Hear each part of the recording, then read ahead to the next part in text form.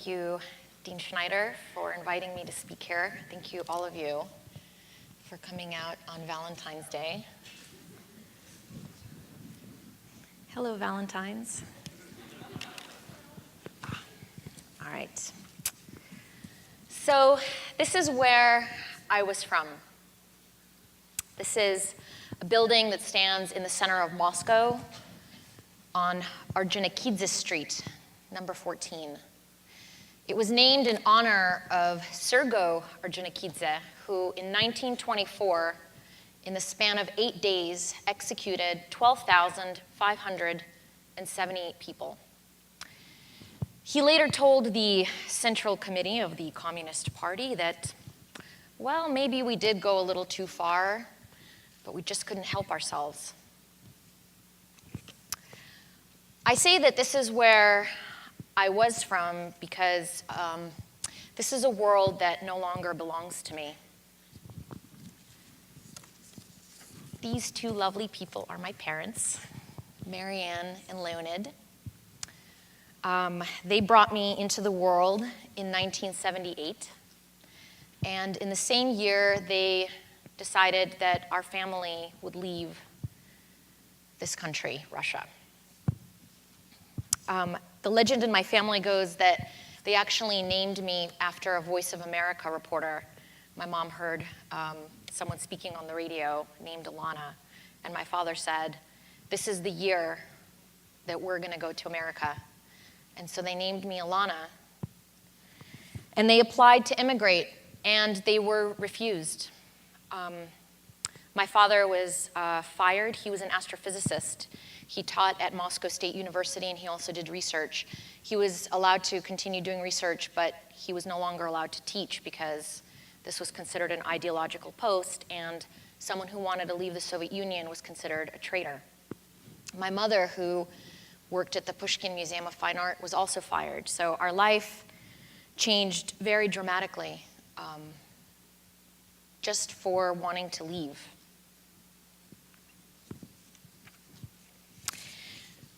There's a term for people like us. We were called Refuseniks. It's a term that applies to people who tried to leave the Soviet Union and were refused and then punished for trying. But I like to think that we were called Refuseniks because we refused. We refused to live on a street named in honor of a mass murderer. And we refused to live in a world in which scientists were not allowed to cooperate with their colleagues internationally, in which reporters weren't allowed to write about the world that they saw.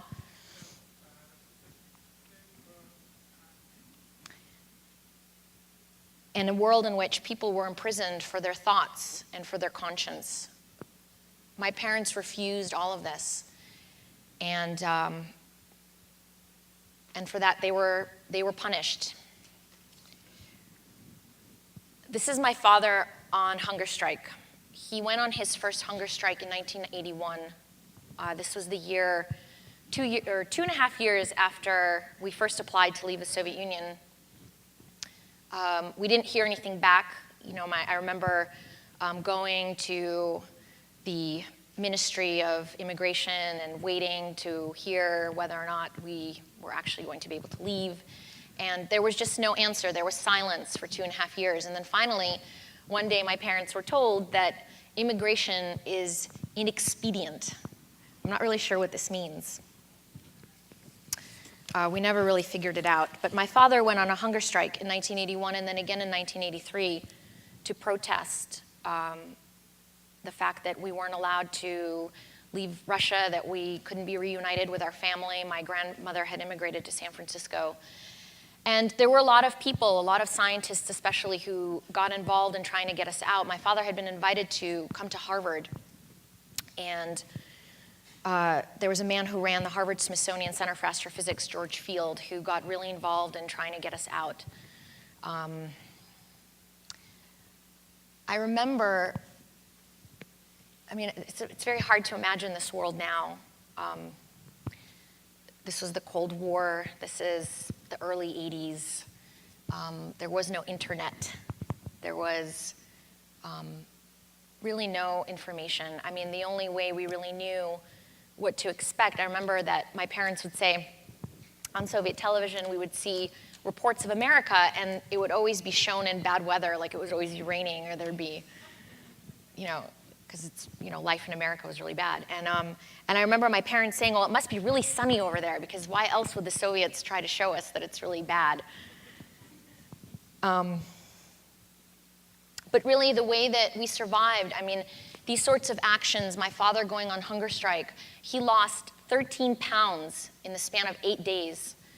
And because we had journalists coming to our house and writing about his actions, and people in America and other parts of the world who were concerned about our fate and who wanted to help us to get out, our survival really depended on this. If it wasn't for that, anything could have happened to us. I mean, growing up, I remember we were followed and photographed by the KGB. I have memories of vans being parked outside our house with big microphones sticking. I mean, this is kind of like spy stuff, but it was also my life. And it was because people risked their life and risked their well-being to come to our house, to hear our message, and then carry it out behind this big wall that surrounded us. That was really, in the end, I think, what helped us to get out. They also brought us things in. I remember when I first got my first Barbie. It was a really big moment. I mean, it was the Soviet Union. There was no such thing as a Barbie. And I remember that it was contraband. This wasn't something that I could bring outside and play with, because in my world, I couldn't tell anyone that we wanted to immigrate to America. I couldn't tell anyone that my father was on hunger strike. I couldn't tell anyone except people who were diplomats or reporters what it was like to live in our house. And thinking about that now, I was asked to come here to speak about what led me to become a journalist or how I became a reporter. And I know that not all Refuseniks are reporters, and certainly not all reporters were Refuseniks, but these definitely were the things that influenced me growing up, this idea that we were stuck in this dark room behind this great wall, and there were people who could come in and bring Barbie dolls and M&Ms and Hubba Bubba bubblegum and hear our story and take our message out into the world and help us.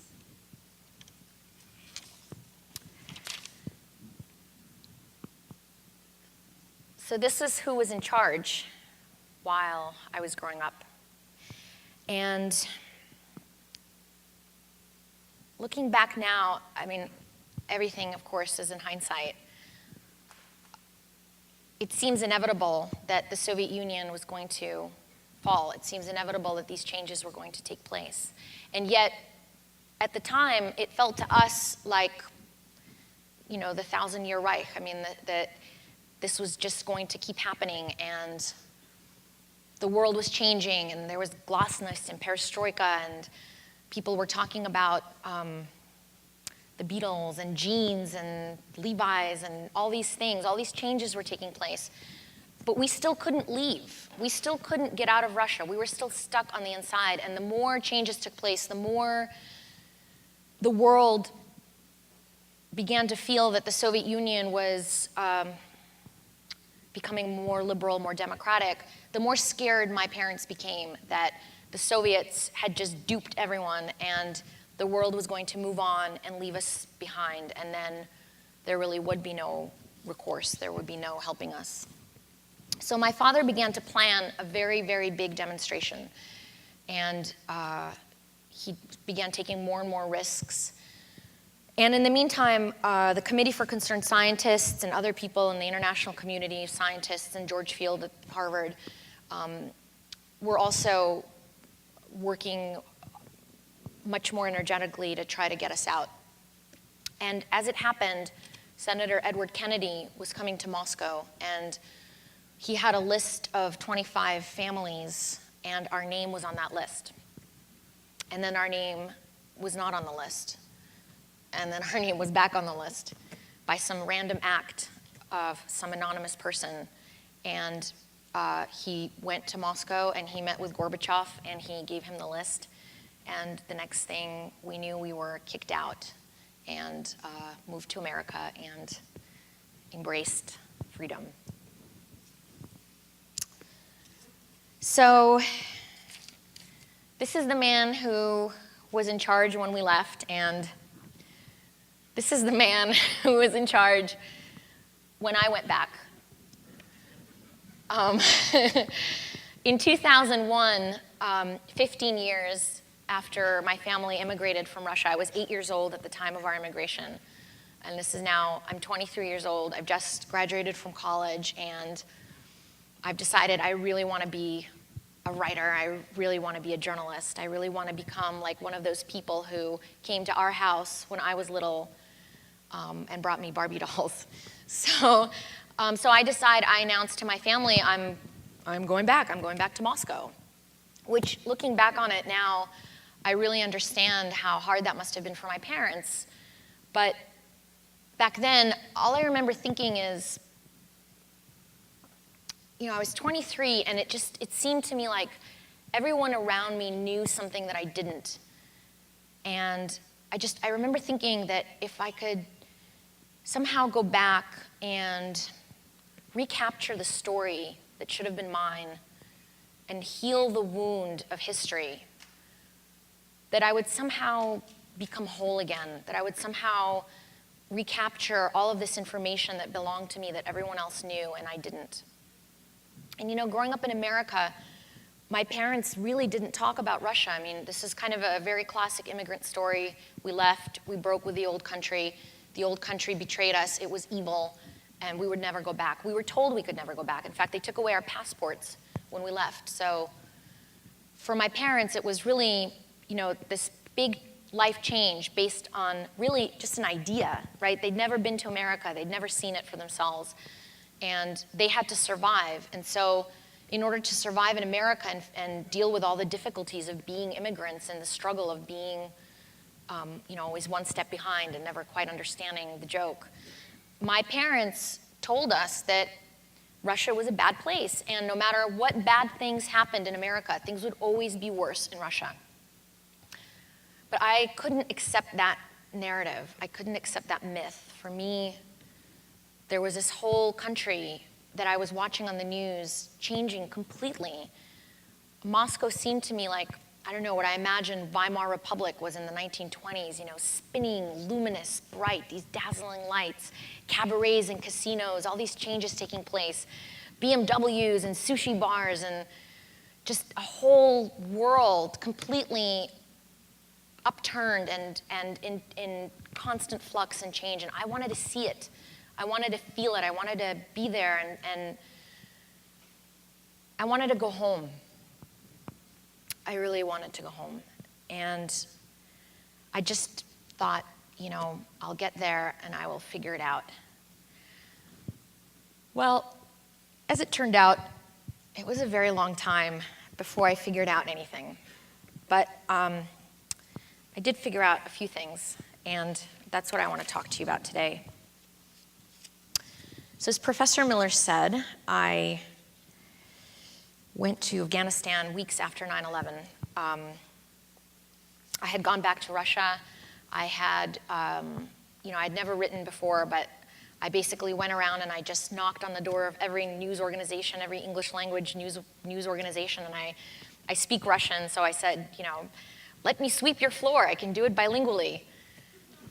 and it worked. I mean, really, I got, you know, some reporting assignment here and there, and I was going to go back to grad school for journalism, but I really, when I spoke with other journalists, when I spoke with people who were already working in the profession, I kept hearing over and over, you know, one way to become a journalist certainly is to go to grad school, but then there's this whole other way, which is that you just go somewhere and you show up and you start working. And this seemed kind of crazy to me. But I kept hearing so many people who had gotten their start in places like Bosnia and even going back to Vietnam, people who had just gone and set up shop as a freelancer. And they said to me, you know, find a story in the news that has legs. Find a story that is bound to be on the front page for a prolonged period of time. Find a story that not everyone is going to be covering. Find a story where a reporter is likely to go on a vacation, or someone's going to get sick, or someone's going to need your help to take over, and just stay. And so when 9/11 happened, and I remember, I went down to Ground Zero, and I had this slightly less than legal press card, and I went around trying to report, and I just got nowhere because everybody had somebody in Ground Zero. So I turned around, I got on the next plane out, going that way, and I went back to Moscow, and from there I planned to go to Dushanbe, which is the northeastern corridor going into Afghanistan. And on October 7th, 2001, the day that the US launched Operation Enduring Freedom, ironically enough, I called my father from the airport and I said, I'm getting on a plane and I'm going to go write about this war. And my father, who was who had once been this human rights activist, this political dissident, this leader, he had done all those things because he didn't want me to go through the same kind of struggles. He wanted me to have a very different kind of life. And despite this background and despite all of these things that I witnessed as I was growing up, really what I was told in my family was that, I should become a lawyer or a doctor, do something traditional, something close to home, and something that I would never have to struggle or never have to feel insecure in my line of work. And so when I said to my father, guess what, I'm going to Afghanistan to cover Operation Enduring Freedom, my father said, I forbid you to go. At which point I said, you can't forbid me, I'm 23. And he said, you don't know what you're doing. And I hung up the phone. And this was the first lesson that I learned. This was a really hard lesson because I spent that whole plane ride in tears. And the reason that I spent it in tears is because I'm very close with both of my parents. I come from a very small family, and we went through a lot together. And it was really hard for me to do something that my parents didn't approve of. It was really hard for me. I mean, when I went back to Russia, they didn't exactly approve of it, but they didn't tell me not to go. My mother said, you'll get arrested, or, people think you're a spy, it's really dangerous. She warned me against it, but she didn't say flat out, don't go. And this was an act of rebellion. I mean, this was an act of emancipation. This was one of the hardest things that I've ever done. And I remember sitting in the airplane saying to myself, you're not responsible for your parents' happiness. You're not responsible for your parents' happiness. And that stayed with me, that idea. And that would probably be the first thing that I want to tell you, the students of Stony Brook. Now, I don't want this to be misconstrued, because it's not to say that you need to make your parents miserable. But it means that every person has the right to realize themselves, to fulfill themselves. No one sees what you see for yourself. No one can tell you what you're supposed to be doing with your life, and a life spent trying to live up to the expectations of others is an unhappy life. It's an unfulfilled life. You have to figure out what you want to do, and you only have one chance in this life to do it. So why would you live a life of regret? So that's what I did. I decided to realize myself.